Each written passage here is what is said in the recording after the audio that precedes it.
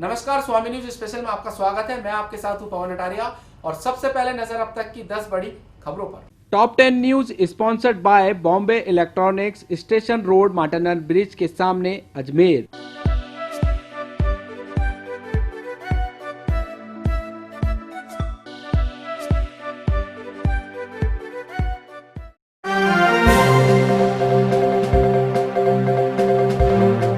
विभाग की रिपोर्ट के अनुसार आज फिर अजमेर जिले में खबर लिखे जाने तक 55 कोरोना पॉजिटिव मरीज सामने आए हैं। अजमेर जिले में जो मरीज सामने आए हैं वह इस प्रकार हैं। शहर के बाबू मोहल्ला, अजय नगर, रामगंज, आगरा गेट, गणेश मंदिर के पास, मदार गेट, शास्त्री नगर, दाता नगर, बापू नगर, नया बाजार सहित शहर के अन्य इलाकों में पॉजिटिव मरीज मिले हैं। केकड़ी में भी 5 कोरोना पॉजिटिव संक्रमित रोगी सामने आए हैं।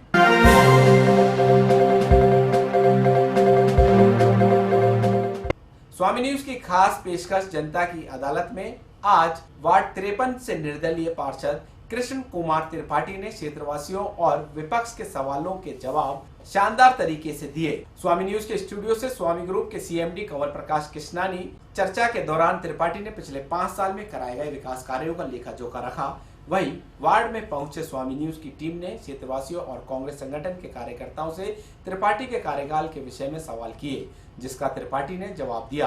देखिए कार्यक्रम की कुछ झलकियां।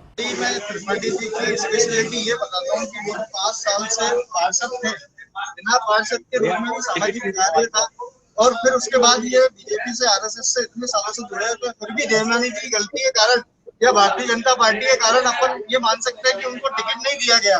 फिर भी वो इतना फिर भी है ना, जीतने के बाद भी वो बीजेपी में शामिल रहे। और रही बात कार्यकाल की, तो उन्होंने सड़क वगैरह सब लॉकडाउन में भी बढ़िया काम हुआ, सबकी सेवा करी हमने मिलकर, खाना बांटा, राशन बांटा। और एक मिनट सारे मतलब लॉकडाउन के अंदर इतना बढ़िया काम हुआ, लोगों की सेवा हुई है। पर्सनल राशन भी बांटा, गवर्नमेंट का भी आया, वो भी बांटा हमने। सारी व्यवस्था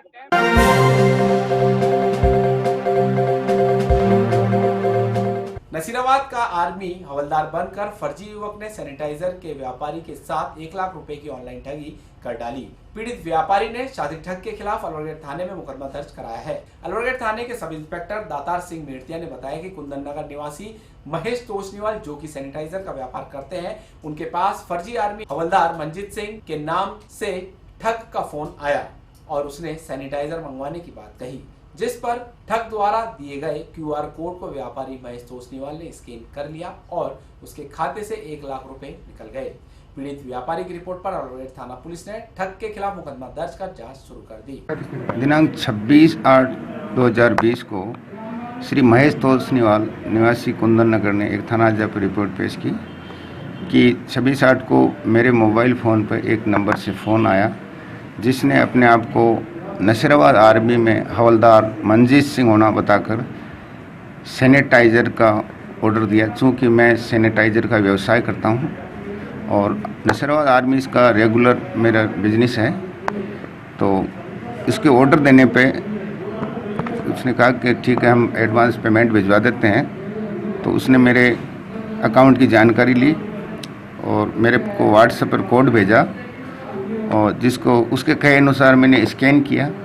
स्कैन करते ही मेरे खाते से टुकड़ों के अंदर 1 लाख रुपए निकल गए। इस प्रकार मेरे साथ धोखाधड़ी की, जिस पर थाना जब्त पे मुकदमा दर्ज किया गया है और आरोपियों की तलाश जारी है। दातार सिंह मेड़तिया। क्या नाम है पीड़ित का? कहाँ करेंगे? पीड़ित श्री महेश तोशनीवाल निवासी कुंदन नगर है।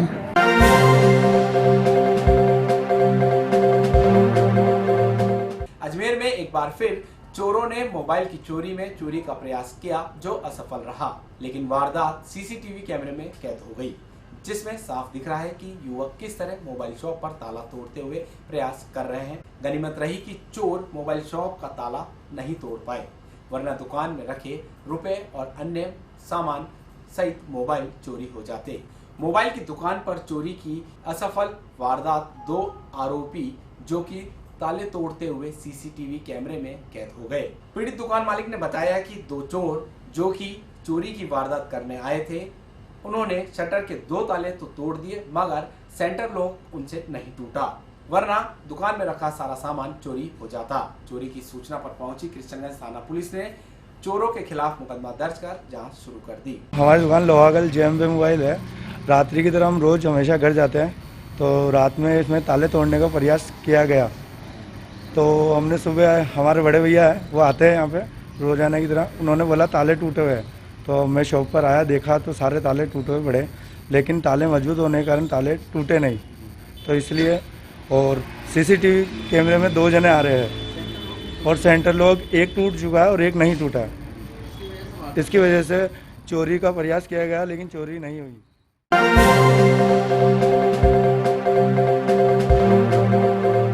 अजमेर नगर निगम ने आज आदर्श नगर में कार्रवाई करते हुए निर्माणाधीन मकान और दुकान को सीज करने की कार्रवाई को अंजाम दिया। नगर निगम के उपायुक्त गजेंद्र सिंह रलावता ने बताया कि बालूपुरा रोड पर निर्माण कार्य चल रहा था, जो नियमों के विरुद्ध था। इस मामले में मालिक को पहले नोटिस भी दिया गया, लेकिन जवाब नहीं मिलने के कारण आज सीज की कार्रवाई की गई और दस्तावेजों के लिए भवन मालिक को निगम में उपस्थित होने के आदेश जारी किए गए। आदर्श नगर के अंदर जो बालूपुरा रोड है, यहाँ पर सचिन चौहान और अंकुर चौहान, इनके 2 नक्शे पास थे, अलग अलग आवासीय नक्शे थे, लेकिन इन्होंने दोनों प्लॉटों को संयुक्त करके निर्माण कर लिया और साथ में उसमें जो सेटबैक एरिया है आगे और पीछे का, सेटबैक क्षेत्र में भी इन्होंने अवैध निर्माण कर लिया था। जब इनका कार्य निर्माण का जारी था, उस समय भी इनका निर्माण कार्य हमने बंद करवाया था नगर निगम की टीम ने। और उसके बाद में नगर पालिका अधिनियम 2009 की धारा 194 10H और 10I में भी इनको हमने नोटिस भी जारी किए थे। नोटिस जारी करने के बाद में भी जब इन्होंने अवैध निर्माण को भी नहीं हटाया, तो हमने इनको व्यक्तिगत सुनवाई का अवसर भी दिया और सुनवाई में हमने इनको यही मतलब दिया था कि जो इनका अवैध निर्माण है हटा ले वो, लेकिन ये आप सुनवाई पर भी नहीं आए थे। तो फिर हमने जो हमारे कृषि प्रकरण के अंदर जिला कलेक्ट्रेट के अंदर भी एक परिवाद दर्ज था, तो वो वहाँ से भी आदेश है ना यही हुए थे कि जो प्रकरण में नियमानुसार कार्यवाही अमल में लाई जावे। उसी की पालना में आज नगर निगम की टीम ने वो पुलिस जाब्ते के सहयोग से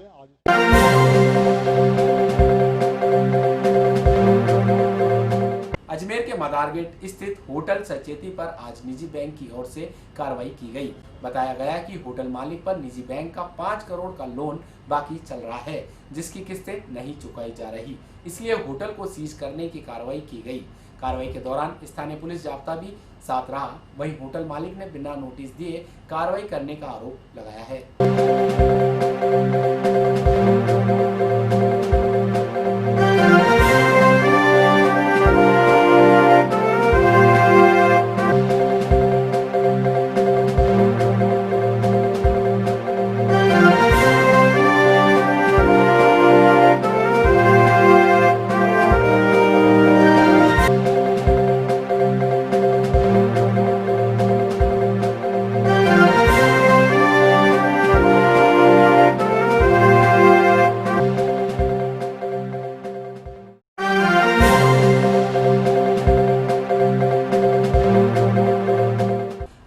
NSUI छात्र संगठन ने आज अपनी मांगों को लेकर MDS विश्वविद्यालय के बाहर नारेबाजी करते हुए प्रदर्शन किया। छात्रों ने 2 प्रमुख मांगों को लेकर यह प्रदर्शन किया, जिसमें उन्होंने मांग की विश्वविद्यालय प्रशासन 6 महीने के सेमेस्टर फीस माफ की जाए और फाइनल ईयर के छात्रों को जल्द से जल्द प्रमोट किया जाए।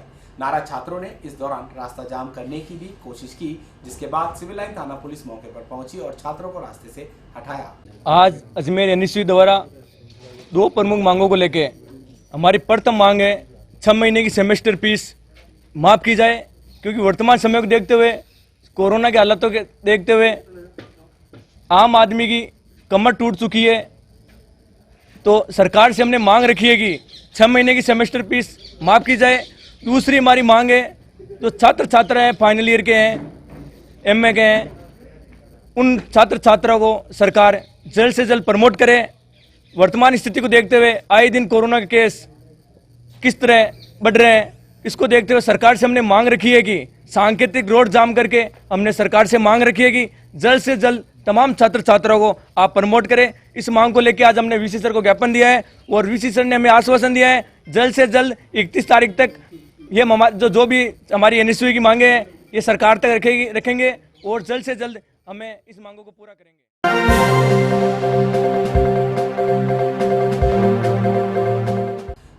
पौराड़ा थाना क्षेत्र के गुजरवाड़ा जोगिया गांव में दबंगों की दबंगई की वजह से एक गरीब परिवार को गांव छोड़ने और दर बदर की ठोकरें खाने पर मजबूर होना पड़ रहा है, जिसके बाद पीड़ित परिवार ने एसपी से सुरक्षा की गुहार लगाई है। पीड़ित गणेशमल वैष्णव ने बताया कि गांव के ही 4-5 दबंगों ने पहले उनके साथ मारपीट की और बाद में उससे खाली स्टाम्प पर अंगूठा लगा लिया और 10 लाख की मांग कर रहे हैं।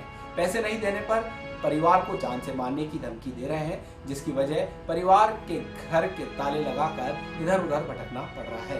पीड़ित ने मामले को लेकर आज एसपी के समक्ष सुरक्षा की गुहार लगाई है।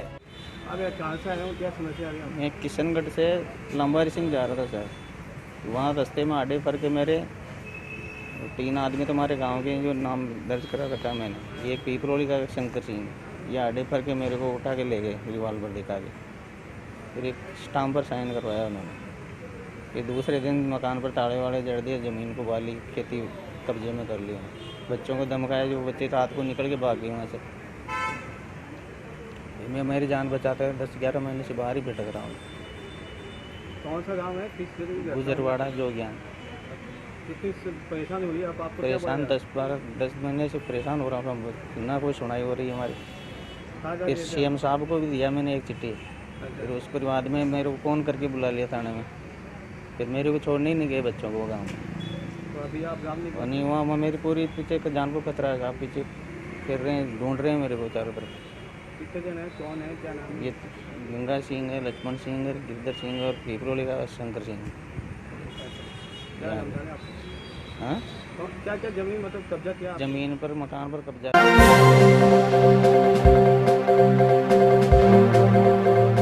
Rajasthan state open school Jaipur की ओर से सत्र 2019-20 में कक्षा 10वीं और 12वीं के लिए आवेदन करने वाले विद्यार्थियों की बोर्ड परीक्षाएं 3 सितंबर से प्रारंभ होंगी।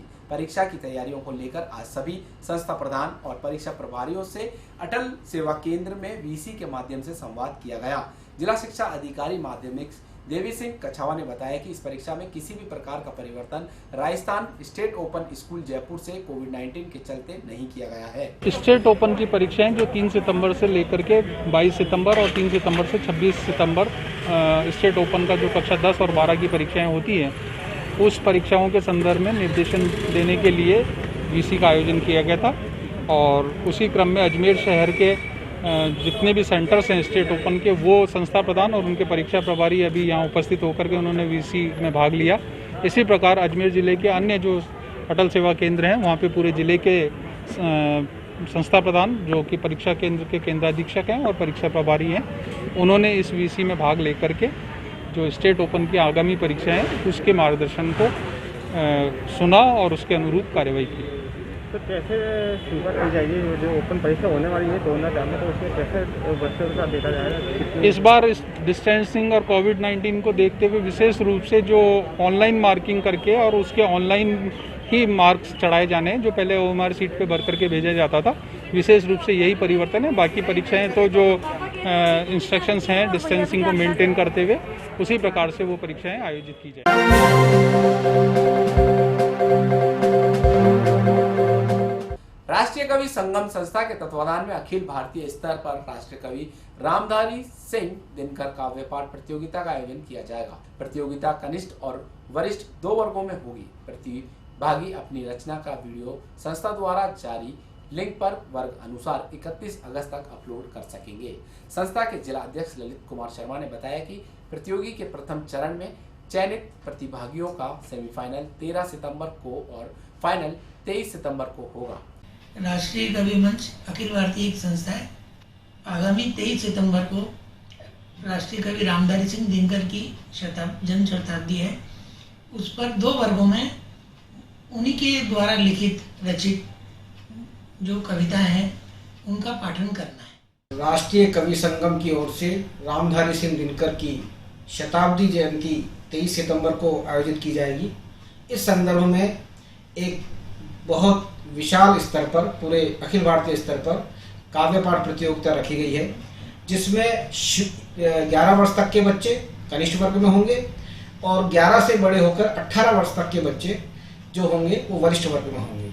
इसमें विजेताओं को 21,000, 11,000, 5100 रुपये पुरस्कार रखा गया है ये पूरी प्रतियोगिता पूरे देश भर में ऑनलाइन सिस्टम से होगी, जिसका हमने लिंक दिया है। उस लिंक के आधार पर कनिष्ठ वर्ग के जो बच्चे होंगे वो 1.5 मिनट तक का अपना वीडियो बनाएंगे और जो बड़े बच्चे होंगे वो 2 से 3 मिनट तक का अपना वीडियो बनाएंगे। इसमें उन्हें रामधारी सिंह दिनकर की कविताएं ही बोलनी पड़ेंगी और अपना एक वीडियो बनाकर उस लिंक पर भेजना होगा।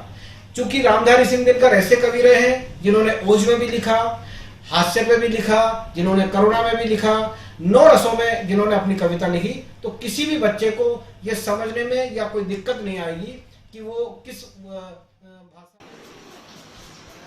भारत माता के नौनिहाल भविष्य को मैं सर्वप्रथम प्रणाम करता हूं। जय हिंद बच्चों। आज मैं आपके सामने अपनी कविता सुनाने नहीं आया। आज मैं आपसे कुछ बात करना चाहता हूं। राष्ट्रकवि रामधारी सिंह दिनकर के काव्य पाठ प्रतियोगिता का निमंत्रण लेकर मैं आपके समक्ष उपस्थित हूं। प्रिय बच्चों, चाणक्य ने कहा कि जो जाति अपने यशस्वी पुरखों, महापुरुषों और कवियों, संतों की वाणी को याद रखती है वह कभी परास्त नहीं होती। इस बात को समझते हुए राष्ट्रीय कवि संगम ने देश भर के बच्चों और नवयुवकों के लिए रामधारी सिंह दिनकर काव्य पाठ प्रतियोगिता का आयोजन किया है। इसमें बच्चों को दिनकर जी की कविता का काव्य पाठ करना होगा, कविता याद करनी होगी। यदि आप 18 साल तक की उम्र के हैं तो आप इस प्रतियोगिता में भाग ले सकते हैं। प्रतियोगिता में भाग लेने का कोई प्रवेश शुल्क नहीं है, कोई सीमा भी नहीं है। देश के सभी बच्चे इसमें भाग ले सकते हैं, चाहे वो विदेश में रहते हैं। आपको करना क्या है, रामधारी सिंह दिनकर की एक छोटी सी कविता याद करनी है और उसे बोलते हुए अपना एक वीडियो बनाना है। वीडियो बनाकर YouTube पर अपलोड कर देना। समय अपनी रफ्तार से दौड़ रहा है, हर पल कोई न कोई घटना घट रही है। समस्याओं को लेकर आवाजें उठ रही हैं, प्रशासन भी कर रहा है समाधान। स्वामी न्यूज रख रहा है हर खबर पर अपनी पैनी नजर, बदलते वक्त का गवाह बनकर, और देता है आपको पल पल की खबर YouTube व Facebook चैनल पर। देखिए हमारा top 10 news, sponsored by Bombay electronics, Martindale bridge Ajmer, जहां मिलता है एक ही छत के नीचे आपको इलेक्ट्रॉनिक बाजार।